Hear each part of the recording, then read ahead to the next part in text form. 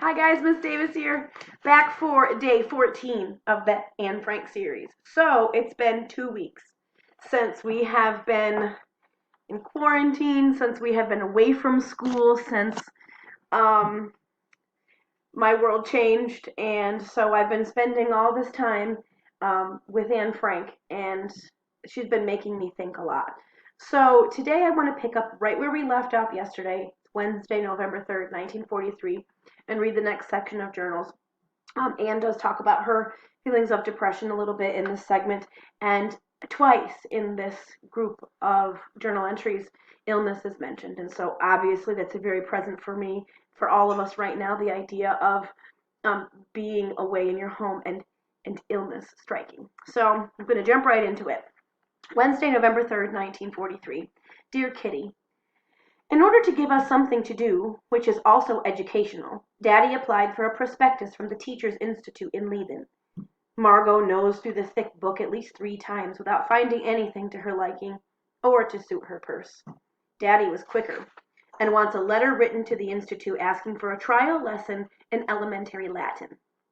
To give me something new to begin as well, Daddy asked Kufius for a children's Bible so that I could find out something about the New Testament at last. "Do you want to give Anne a Bible for Hanukkah?" asked Margot, somewhat perturbed. "Yes, I think St. Nicholas Day is a better occasion," answered Daddy. "Jesus doesn't go well with Hanukkah. Yours, Anne." Right, so that's a short little journal entry. Again, I'm struck by the role of learning something new and continuing to use the mind and exercise the mind and figure out, what do you want to learn how to do? What questions in the world do you have that you want answered? And so this is a good lesson for all of us during our time away from formal school and the building of school to think constantly, and I think this is the third day in a row I've mentioned this, what are you learning? Next journal entry. Monday evening, the 8th of November, 1943.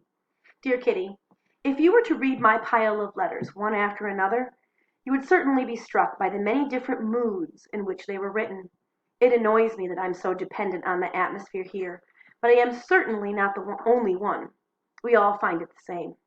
If I read a book that impresses me, I have to take myself firmly in hand before I mix with other people. Otherwise, they would think my mind quite strange. At the moment, as you've probably noticed, I'm going through a spell of being depressed. I really couldn't tell you why it is, but I believe it is just because I'm a coward, and that's what I keep bumping up against. This evening, while Eli was still here, there was a long, loud, penetrating ring at the door. I turned white at once, got a tummy ache and heart palpitations, all from fear. At night, when I'm in my bed, I see myself alone in a dungeon, without Mommy and Daddy. Sometimes I wander by the roadside, or our secret annex is on fire, or they come and take us away at night. I see everything as if it is actually taking place, and this gives me the feeling that it may happen, all may happen to me very soon. Meep often says she envies us for possessing such tranquility here. Well, that may be true, but she's not thinking about all our fears. I simply can't imagine that the world will ever be normal for us again. I do talk about after the war, but then it's only a castle in the air, something that will never really happen. If I think back to our old house, my girlfriends, the fun at school, it is just as if another person lived it all, not me. I see the 8 of us with our secret annex as if we were a little piece of blue heaven surrounded by heavy black rain clouds. The round, clearly defined spot where we stand is still safe, but the clouds gather more closely about us, and the circle which separates us from the approaching danger closes more and more tightly. Now we are so surrounded by danger and darkness that we bump against each other as we search desperately for a means of escape. We all look down below where people are fighting each other. We look above where it's quiet and beautiful, and meanwhile we are cut off by the great dark mass which will not let us go upwards, but which stands before us as an impenetrable wall. It tries to crush us, but cannot do so yet. I can only cry and implore, oh, if the black circle could recede and open the way for us. Yours, Anne. So this journal entry goes back to what we were talking about yesterday about Anne feeling really depressed and like having an inescapable gloom all about her. And I mean, there it is again. It shows you, the struggle with these sorts of things. And she says something in this set of journal entries that strikes me as so profound. She says, "I simply can't imagine that the world will ever be normal for us again." So I've been talking about this in my circles with my teacher friends and wondering, is school ever going to be the same after this? And even the governor said in his press conference yesterday that we're probably never going to go back to quote unquote normal. We'll have to find a new normal. And so I really am identifying with, I really am feeling quite um, acutely what Anne is saying here and talking about the future and after this thing is all over with. But, after it's all over with, of course things are going to be different. And it seems like, she says it seems like her house, her friends, the fun at school was like another person. And I'm already starting to think of myself that way. And like the teacher that I was and the lessons that I planned and the things that I did, even just 3 weeks ago, I won't ever be the same. I probably won't ever go back to the way I was before. I think that's probably a good thing, but I think, in Anne's circumstance, it's certainly not. She is living in the middle of one of the most profound wars and acts of human depravity ever recorded in human history, and I'm living through stay at home. So it's quite different for me, but I still identify with the feeling nonetheless. Next journal entry, Thursday, the 11th of November, 1943. Dear Kitty, I have a good title for this chapter. Ode to my fountain pen, in memoriam. My fountain pen has always been one of my most priceless possessions. I value it highly, especially for its thick nib, for which I only really write neatly with a thick nib. My fountain pen has had a very long and interesting pen life, which I will briefly tell you about. When I was 9, my fountain pen arrived in a packet, wrapped in cotton wool as "sample without value," all the way from Aiken, where my grandmother, the kind donor, used to live.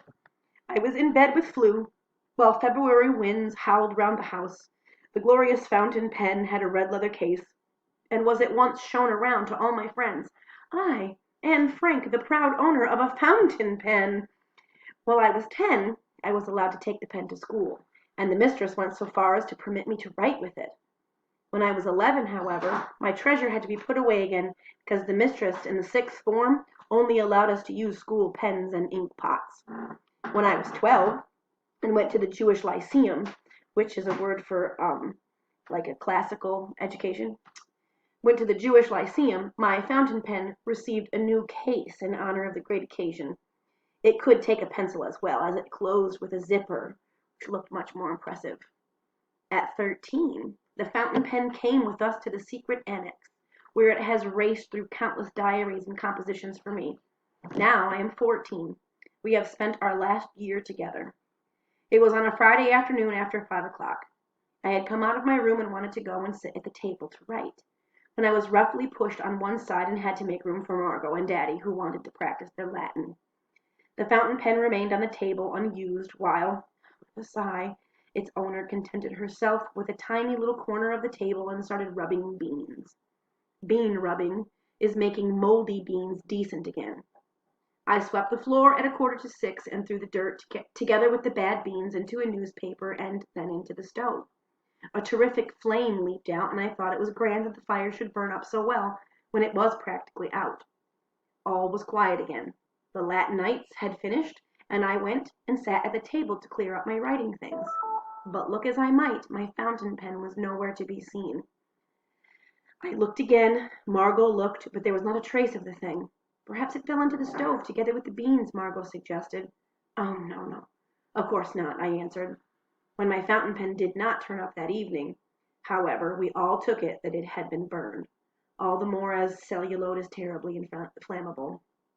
And so it was, our unhappy fears were confirmed when Daddy did the stove the following morning. The clip used for fastening was found among the ashes. Not a trace of the gold nib was found. Must have melted and stuck to some stone or other, Daddy thought. I have one consolation, although a slender one. My fountain pen has been cremated. Just what I want later. Yours, Anne. So I know it doesn't seem like a big deal, but this little object has been with her since she was 9. And now she's 14. And when you're a young person, 5 years is an eternity. This is the thing which has come to be blended into her personality, has come to define her, to make her special. And a girl who's written this much of a journal by the age of 14 is quite a writer. And so this object, which seems to have been lost so frivolously, like for no good gosh darn reason, just is all the more sort of like disappointing, because it was just one of those silly little moments, and now gone, and we'll never have it back again, and everything that came along with it. All for what? For nothing. So that's a bit of disappointment. And then obviously, I mean, I know she's talking about cremation, but I've read enough about World War II to know the significance of crematory ovens and cremation. So the fact that she's got that sense of dark humor about her pen being cremated, and herself later, wanting to be cremated, and all the significance that that holds in the historical time period. Anne is really growing up. And you hear the difference in her voice, how much more mature that she is, and much more insightful. Next journal entry, Wednesday, November 17th, 1943. Dear Kitty, shattering things are happening. Diphtheria reigns in Eli's home, and so she's not allowed to come into contact with us for 6 weeks. Diphtheria is a very serious disease, which at the time kills, kind of like what we're going through.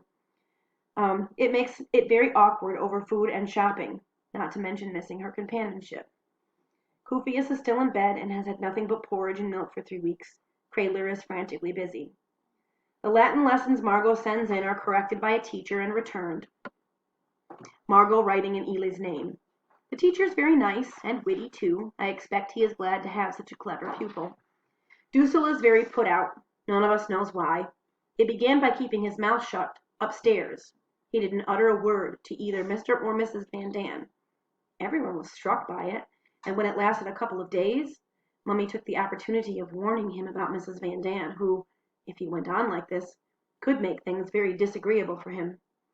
Dussel said that Mr. Van Daan started the silence, so he was not going to be the one to break it. Now I must tell you that yesterday was the 16th of November, the day he had been exactly 1 year in the secret annex. Mummy received a plant in honor of the occasion, but Mrs. Van Daan, who for weeks beforehand had made no bones about the fact that she thought Dussel should treat us to something, received nothing. Instead of expressing, for the first time, his thanks for our unselfishness in taking him in, he didn't say a word. And when I asked him on the morning of the 16th whether I should congratulate or condole him, he answered that it didn't matter. Mummy, who wanted to act as peacemaker, didn't get one step further, and finally the situation remained as it was. And then she's got a bit of, I think it's German here. Der Mann hat ihnen großen Geist und ist so klein vantaten, which translates to, the spirit of the man is great, how puny are his deeds. Yours, Anne. So again, bitterness and pettiness and hostilities. I mean, this is the silent treatment, essentially, for Anne knows not what. And then again, the connection is being made to diphtheria and the disease outside, and Margot doing Latin lessons and sending them into a teacher and waiting to get her work returned to her, and not being in a traditional classroom setting is really hitting home with me this evening as well. There's one more journal entry left, but I don't have time to read it today. We'll pick up there tomorrow. It's a good place for stopping anyway. So again, I mean, a lot has gone on. It's been, over a year for the Franks and the Van Daans, a whole year for Mr. Dussel. Things are just, hard. Life is hard in this time, and there's not much they can do about it. I think you'll see in the journal entry that she has tomorrow, which I wanted to finish with today, that there's this sense of like helplessness about the situation, of both not being able to help other people and not really being able to help themselves, and just sort of waiting around for they don't know what. So boy, oh boy, can I identify with that today. So those are my thoughts, and I will leave some thoughts for you and discussion questions below. So see you again tomorrow.